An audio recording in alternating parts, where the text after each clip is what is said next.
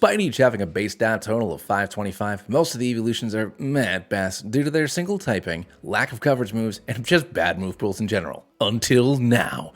This is Pokemon Infinite Fusion, a fan game with over 175,000 different Pokemon combinations, and we're going to see if we can beat a Harcore Nuzlocke using only Eeveelution fusions. That means if a Pokemon faints, it's considered dead. The next leader's ace is our level cap, no items can be used in battle, and the battles are set to set mode. Make sure you like and subscribe to see what color rock is the key to unlocking your potential. Starting things off in Professor Oak's lab like one does when traveling throughout the Kanto region, we choose Eevee as our starter. And Blue receives a double fused Tyrogue, which is actually kind of cool since we're weak to fighting. At least for now. I've always suspected it kind of randomized the double fusion that your rival got, but maybe it's always been super effective? I don't know. Somebody let me know. Just as a heads up for this and for all my runs, I do use the debug mode for HM items, candies, and repels. Plus field heals because Radical Red spoiled me with the Pokevile. Additionally, because we're fusing everything with Eevee, I added like 15 to our PC box to make things easier. Anywho, after delivering Oak's package, the Nuzlocke begins, and on Route 1 we encounter a Pidgey, Route 2 a Weedle, and Route 22 a Mankey. Before taking on Blue to unlock the secret garden, we go ahead and use a couple of our friends. First up is Mankey, and we get the adorable Iki. Even though it doesn't have a custom sprite, other than its eyes, it's not so bad. Next up we have Pidgey, and look at this little guy. I love his little eyebrows. Next we fuse our Weedle, and this boy is just silly. And this Bellsprout that you can trade for in the Viridian Pokemon Center is incredibly surprised to see us. Last thing we do before we battle is evolve our Weavey into a Cacvee and then into a Beavee, which, why is there still not a bug evolution? This thing is awesome.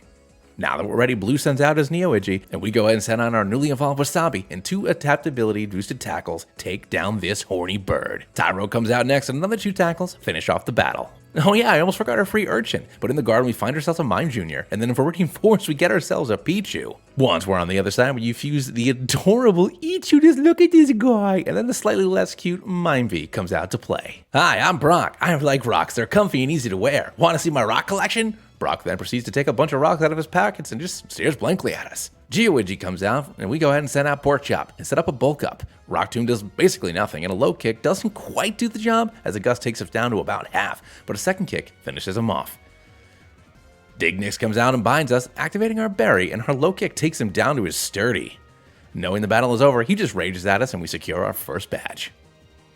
On Route 3, we grab ourselves a Spearan and immediately fuse the Nidoran half with an Eevee, and I love this guy. At Mount Moon, we run into Nurse Joy tending to a wounded Rock, which summons Brock to her side, because the only thing he loves more than women are rocks. He asks Joy if she wants to see his collection, and she returns to the Pokemon Center. Before going into Mount Moon, we grab our Magikarp, then head inside to see what's going on. In Mount Moon, we find a Georos. And then there's these 2 dudes in black jumpsuits with spiffy matching hats talking about some bad stuff. We report back to Brock and he lets us know that's Team Rocket, a group of bad people who are probably doing bad stuff. Making our way through Mount Moon, a few of our friends evolved. First Pizza evolves into an Ichu, who is somehow even more adorable, and Steak evolves into an Nidorino, which I think is the only happy Nidorino fusion. We found out the bad thing Team Rocket is doing is trying to do a triple fusion. Forcing 2 Pokemon to combine is one thing, but 3? The monsters. While trying to buy time for their experiment, they have this other guy who also really loves rocks fight us. We beat him up and Team Rocket's experiment fails. They run away and we take one of his rocks as a prize.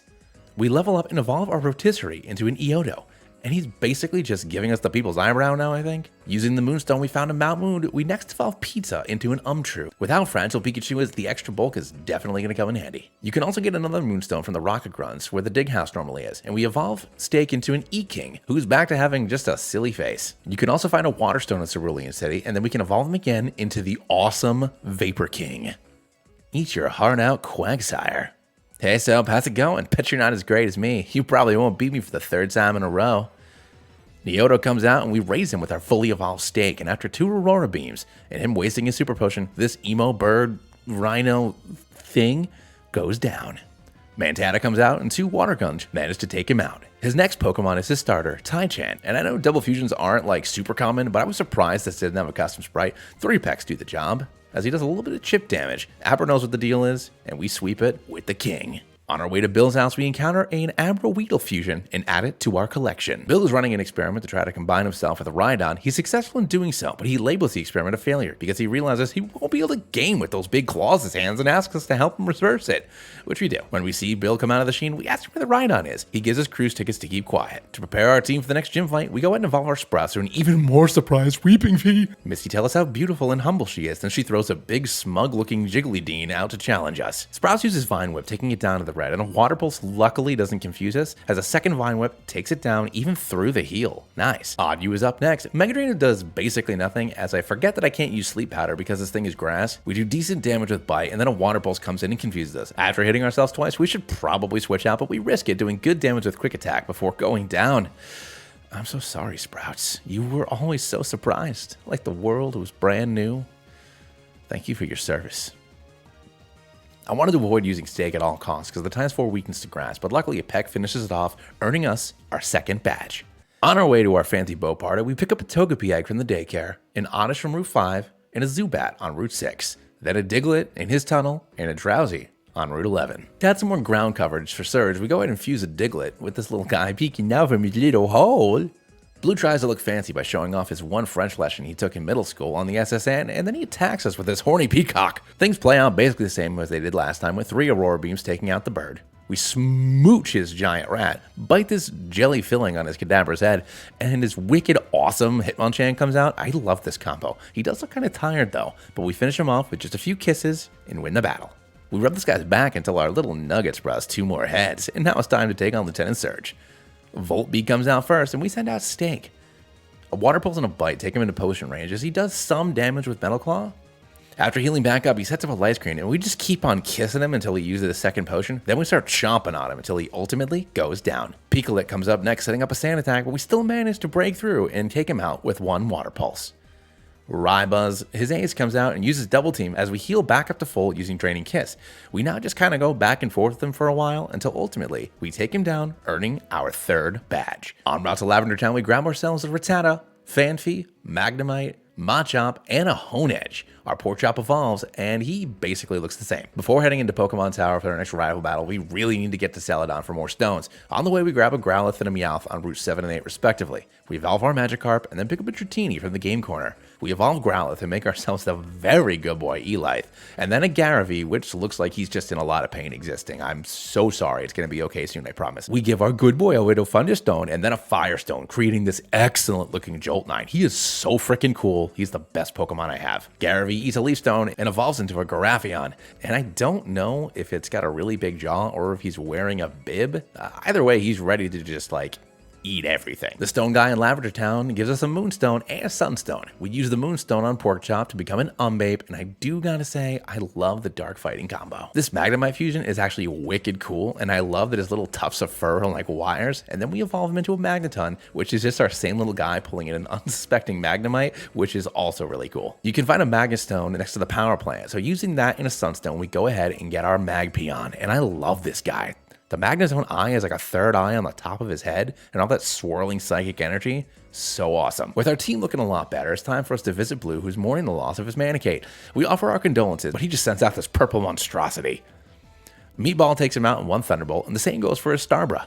Hitmonchan takes a Flamethrower, doing minimal damage with Feint, and a second one takes him out. His final Pokemon, an unfused Gyarados, goes down to 1 Thunderbolt for our 4th sweep of the game. After we battle, we hear some fighting going on. Turns out Mr. Fuji used to work for Silphco, and he has the plans for the Master Ball. Team Rocket's been interrogating him and then kidnaps him, taking him to the top of the tower to do God knows what. We want to follow, but we're terrified of ghosts, so we just leave him there and head to the gym instead. Erica's outside of her beautiful grass gym, which is located right next to the sewer runoff, and she points out that she's been seeing Team Rocket a lot in the area. We tell her about Mr. Fuji, who she knows for some reason, and we head inside the sewer to take care of business. Inside the sewer, we encounter a Grimer, and we fight our way through until we find Team Rocket's secret base where we split up, because that's always a good idea. And at the end of the final hallway, we find Giovanni, who's already beaten Erica in a battle. He throws a big purple rock snake at us that even Brock would be jealous of, and we send him Porkchop. We set up 2 bulk ups to try to counteract the Intimidate and Screech, and a Brick Break does a little less than half. Acid Spray lowers our special defense, but we keep on chopping away despite how many times this thing screams at us, and Giovanni uses both of his potions before we manage to take it out. Honkan is his next Pokemon, and this thing honestly ruins lives. We switch into Pizza since our special defense is so low, and Dizzy Punch does huge damage. Predicting another Dizzy Punch, I swipe into Microwave, taking the hit. And I should have swapped back into one of my Dark types to predict the Shadow Ball, but I'm stupid, and our second teammate of the run goes down. I'm so sorry, Microwave. And I'm so sorry I broke the naming convention for this run, because I couldn't think of a food for you to be. Maybe Hot Pocket? Orchot comes back out and Chip Away hits us for big damage, and we return a lot with Feint Attack. And this is always where we have this problem with this guy. I'm not sure who can tank 2 hits from this dude. Sushi has the highest defense on our team, so that in conjunction with Intimidate, we managed to take it out with Razor Leaf. Ryros comes out next, and 2 Razor Leafs take it out, securing our victory and avenging our fallen friend. After winning the battle, Giovanni runs away and leaves behind a pair of glasses that lets us see ghosts. Fancy. This gym is great. It's full of sexy women. We wake up Erica, who's literally sleeping at work, and we battle her for our 4th badge. With the power of Meatball's spicy marinara beam, we make quick work of Erica's attractive landscaping, and now we have ourselves the Rainbow Badge. Equipped with our fancy new goggles, now it's time to rescue Mr. Fuji from the clutches of Team Rocket. We find a Slugmon Route 16 by the Snorlax, and Ghastly on our way up Pokemon Tower. At the top, we're confronted by an eerie ghost of a little girl who sends out a Genwhack. And I really wish Marowak was a better Pokemon because it has so many awesome fusions. Porkchop hits it hard with 2 Feint Attacks, but I forgot to heal before the battle started, and on a second turn of Thrash, we lose our 3rd friend. I don't know what I'm going to tell Doug about this. Steak finishes things off, but almost gets crit one-shot from the 3rd hit of Thrash. Dude, calm down, my gosh. At the top of Pokemon Tower, it turns out Mr. Fuji is fine, but Team Rocket did get the Master Ball plans off of him. This is the Pokeflute, and we head over to Route 12 where we show off our musical skills to Janine. In need of not only bulk, but a ground Pokemon for Koga, we go ahead and evolve our Fanfy into a Donphan and fuse it with an Umbreon, and I love this guy. Is he holding up a weird egg? Or maybe it's the moon? Is that a reference to something? Someone please tell me. Koga laughs at the prospect of us dying slowly to poison and sends out Venomer. His first 3 Pokemon each go down to 1 Spaghetti Beam before his final Pokemon comes out. We do a respectable amount of damage with Dig as it sets up 2 Acid Armors in a double team. We switch to Flamethrower for the stab damage, but between Toxic and Double Edge, we need to swap out to Umphan, who I forgot to name. Drill Run does okay damage, but he goes ahead and sets up a Toxic, and a second critical hit from Drill Run takes the big gal down, and now we have the Soul Badge. Fast forward through Sylph Tower, we rescue everyone and get a Lapras as a reward. We find Blue, who instead of helping save everyone, has been sitting here waiting for us, because he knew we'd save everyone, and then he could fight us? This dude's got some real inferiority complex issues. This time his Needlejot manages to hang on, but gets paralyzed, so in the end, it doesn't even matter. Electabuzz comes out second, and we swap into Steak, as an Ice Beam does basically nothing. Being immune to 2 of his 4 moves, we just whittle him down with Thunderbolts, as Crunch takes us to about 70%. But he's a nice guy and heals us back up with Hydro Pump. Toro sets up a workup and we do okay damage with Surf. Knowing this thing hits like a truck though, we switch into Umphan, who takes a huge hit from the bull. Not wanting to sack off our newest member, I go ahead and risk it with Pizza, but we manage to dodge the next one. A Payback does very little as we nuzzle it, and a Thunderbolt takes the beast down. Hitmonchan's out next, and he hits us hard with a Blaze Kick, and we set up the Paralysis. Swapping into Sushi for the Intimidate, 2 Aquatails take his starter down, leaving only his Starbra, who goes down to a single Crunch. Blue apologizes and decides to help us out against Giovanni, who is currently yelling at the SIF president because Master Ball production is not on the schedule that he expected. We crash the party, and Giovanni sends out Primarino and Ryros to take care of us. Nidojot uses an Earth Power on Primarino, doing good damage as Ryros sets up a Safeguard. We're hit for huge damage with a close combat, and Drill Run basically does nothing. Stay comes out next as a Thrash takes out the Rhino, and Brian doesn't do anything to us. We go for a Surf on everyone, doing good damage to Ryros, forcing his potion, and we just keep on spamming Surf, eventually taking out Ryros and leaving Genkan in the red. Sandqueen is his last Pokemon, and I send in Sushi for the Intimidate. A Crunch takes out Genkan, but an Earth Power takes out Electabuzz. Knowing we need to make a sacrifice, we send in Nugget, tanking an Earth Power, and the second one takes us out. Assuming we need to stack off a second Mod, I send in Pizza, but Tauros uses Takedown, and the -2 defense is enough to one-shot the thing, winning us the battle. The Sylph President lets us choose a Johto starter for saving him. We choose Cyndaquil, grab our Master Ball, and now it's time for us to take on Sabrina. In Goldenrod, we get access to a couple more encounters, as well as the non-elemental evolution stones. We fuse our Typhlosion with an Espeon, looking for this cool as heck explosion, and then Umbreon with an Aegislash, and this guy reminds me of a little baby version of the Gen 8 dogs. Either way, I love so many of these Aegislash fusions. With our updated team, I foresee defeat in Sabrina's future. I don't think she liked my joke, and she sends out Hypmine, which I cannot stress enough how cool this guy is. As usual, he sets up a Nasty Plot, and we go for Swords Dance. He usually baton passes here, but he goes for the double buff, and Night Slash takes him out, which was probably going to make this a lot easier. Esrion is our next Pokemon, setting up a light screen. We go back and forth with Night Slashes and Dark Pulses. With her using both of her potions, eventually we take it down with a Shadow Sneak. Alabro and Genkazam basically go down in one, and with that, we win our 6th badge. Now that we have access to Surf outside of battle, we can head over to a secret area off of Route 2.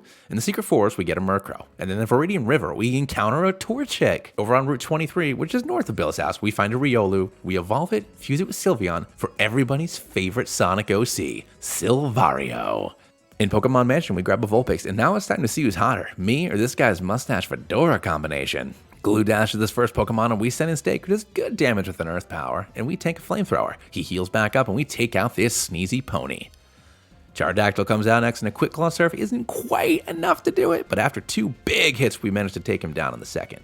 Magdon is his next Pokemon, and we need to swap, so we send in Bangle. He sees a KO with Hammer Arm, but now that we're a ghost, it doesn't do anything. So he sets up a Confuse Ray, and we dance with our sword. After a Fire Punch and punching ourselves in the face, we use King Shield on his Drill Run to lower his attack and do huge damage with Night Slash, and then KO in the next turn with Shadow Sneak. 9-9 tanks a Night Slash like a boss and then confuses us, then roars us, dragging Stake back out, who goes down into the red from the burn damage. We send out Meatball and use Dig, but we're roared again, and then Chibata uses Psychic, taking Blaine down for our 7th badge. On our way to Mount Ember, we found a static Flygon, but now that leads us to the next real hurdle in our journey. Team Rocket's captured all 3 legendary birds and has fused them into one big super bird.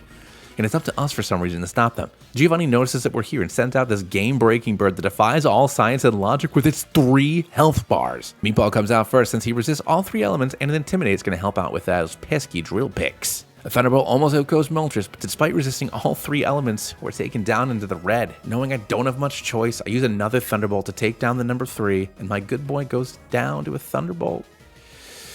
I'm so sorry I got mad about all that static electricity you were making on the couch, Meatball. Stake comes out next to avenge his friend. A Surf does okay damage to both, but a Drill Peck and an Ice Beam take me down to less than 50%, and I also get frozen, so that's not going to work for me. I gotta swap into Bagel. The same combo does decent damage, but I'm still at least above 50% as I set up a King Shield hoping for Drill Pecks. They both use their special attacks, but I do recover a bit from leftovers. I Sword Stance for an unknown reason as their special combo puts me into the red, so now Bagel needs to switch out. Chibata barely tanks 2 hits, but I need to do something, so I take the number 1 out with a Flamethrower, and I go down to a Thunderbolt. I'm so sorry, Chibata. You'll always be a decent contender for a premium sandwich roll. Silvario comes out against Zapdos, and after a couple of Moonblasts, we take him down, forcing the birds to defuse, and for Giovanni to disband Team Rocket. Before we head to the 8th gym, we need to make some tweaks to our team. First, we fuse Jolteon with Flygon, and this guy loves his goggles. Then we fuse Espeon with Vulpix, and look how cute she is! And a Firestone makes S-Tails, who is beyond majestic. It turns out Giovanni is the missing Viridian gym leader. Who knew? You'd think with how much trouble Giovanni's given us in the past that this fight might be a problem, but Sushi sets up 1 Dragon Dance and proceeds to do a Pac-Man impression on his entire team with that big boy mouth of his. With that fight out of the way, Blue intercepts us on our way to Victory Road. He shows us a bunch of bottle caps he got, saying they're like 20 gym badges. I'm not 100% sure about what's going on, but he sends his fully evolved Nidojot out. 2 Ice Fangs tank out the monster, and even though it's super effective, Intimidate along with his natural bulk basically makes Wing Attack do nothing. Talku comes out next and we set up a Dragon Dance. We take it out with 2 Ice Fangs as 2 Zen Butts do pretty decent damage to us, and now we're just below half. Maghorn comes out next and we take it out with 1 Aqua Tail, then 1 Leaf Blade for Hitmonchan.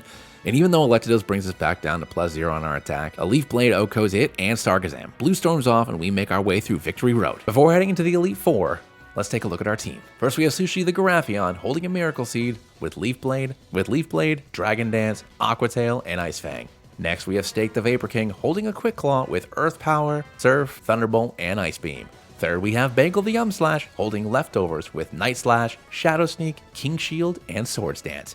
Up fourth, we have Chips the Silvario holding Leftovers with Moonblast, Aura Sphere, Calm Mind, and Flash Cannon. Then we have Pepper the Jolgon wearing a Rocky Helmet with Earth Power, Thunderbolt, Dragon Breath, and Thunder Wave. And last, we have Cake the S-Tails holding the Twisted Spoon with Flamethrower, Psychic, Nasty Plot, and Morning Sun. Now that we have our Eevees, let's do this. Our first match is against Lorelei and her team of ice Pokemon. Magon comes out first and we send out Sushi. After setting up 2 Dragon Dance, Leaf Blade takes out her first 2 Pokemon. We need 2 for Gin Growth, but we're right back to Okos for her final 2 Pokemon. Among the Eeveelutions, Leafeon is one of the weakest, so I love when it gets a chance to shine. Our second match is against Bruno and his Burly Boys. Mavire comes out up against Sushi, and we go for the same strategy here, but after the first dance, we get paralyzed. We still manage to break through for the Oko with Leaf Blade though. Not wanting to risk it against Cycross, we go ahead and switch into Stank as he hits us for decent damage with X-Scissor, but our 2 Earth Powers force him to use both of his full restores, and a high roll on the third one KOs him. Marrowchan is his third Pokemon, where a Surf one-shots him, and an Earth Power for Steel Champ, and Magnetics only lives because of Sturdy, and then he goes down on the next turn. Nice! Agatha's up third, and she's a very spooky lady. We send out our Bagel, who Oko's her first Pokemon. Gendoom doesn't really pose much of a threat. After a few trains, we're able to take his Demon Doggo down. Umtur is her third Pokemon, and a Shadow Sneak basically does nothing, but neither do her 2 Dark Pulses. We get a crit Night Slash, taking it just below half. After the flinch, we set up a Swords Dance, which we should have done like 8 turns ago, and our next slash takes it down. Snorgar comes out and hits us for a decent amount with 2 Shadow Punches, but our 2 slashes take him down. 1 is enough for our final Pokemon, 3 down. We approach Lance to introduce ourselves, but he just screams, Hyper Beam! And the battle starts. Dragadoos comes out against Chips. He sets up the rain, and we go for a Calm Mind. A Hydro Pump is about 15% as we blast it away with the power of the moon. Typhon Air comes in next to set up Dragon Dance. We hit it with a few Moon Blasts, forcing him to use both his full restores. It manages to burn us before getting taken out. Togenet comes out next, but Fairy doesn't resist itself, so after doing some pretty bad damage to us, we take it out in 2. Tyranidaxel, who's just a menace TBH, hits us crazy hard with a not very effective Head Smash. As we do just okay damage with Aura Sphere, I don't know why I didn't use Flash Cannon, but now deep in the red, I need to swap. We send in Stake, who hardly tanks a Brave Bird, and then we switch again into Bagel, who's able to take him out with a Sneak Attack. Redraw is his last Pokemon. We use Protect against Dragon Pulse to heal up a bit, and then the next one slams us hard as we try to set up. We swap into Sushi and take about half damage from another Dragon Pulse, but an Ice Fang does a bit more than half. We risk the low roll knowing we are in a great position and it doesn't work. Sushi, I'm sorry, but at least you can finally rest. We send Stake out for a clean switch and an Ice Beam is enough to finish things off.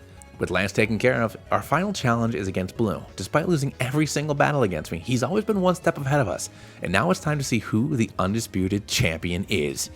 Nidojot comes out and Pepper makes his debut. A Thunderbolt leaves him with like 1 HP, and a Wing Attack activates Rocky Helmet, KOing himself. Hitmonchan comes out and tries to Focus Punch like 3 times and counter, and I realize I don't think he can actually hit us with anything, so Blue just wastes all of his full restores, so we continue to whittle him down, finally taking him out. Rhyper Mortar comes out, and an Earth Power does way less than I expect. It sets up a burn, and a Fire Blast puts us a little less than half, then he swaps into Turtor. And Earth Power does very little damage, and we swap into Cake. Zen Headbutt does very little, and I'm finally realizing after beating this game like 5 times, this thing's Psychic, not Grass. Anyways, we take out it and Rhyper Mortar. Electados comes out next, and we swap into Stake as he sets up the rain. He sets up a Dragon Dance, and an Earth Power does huge damage. A quick Claw Proc lets us attack first, KOing him on the second hit, leaving him with just his Starkazam, who sets up Reflect for some reasons. A Psychic does huge damage to us, but 2 Thunderbolts take him down, and with that, we are crowned champion. And that is how I beat a hardcore Nuzlocke of Pokemon Infinite Fusion using only Eeveelution Fusions. If you made it this far in the video, please subscribe, and if you liked it, like the video. And leave a comment down below if you have any suggestions. I'm really enjoying making these, and the support and the feedback I've gotten from all of you have been great. Anyways, thanks for watching, and I'll catch you next time.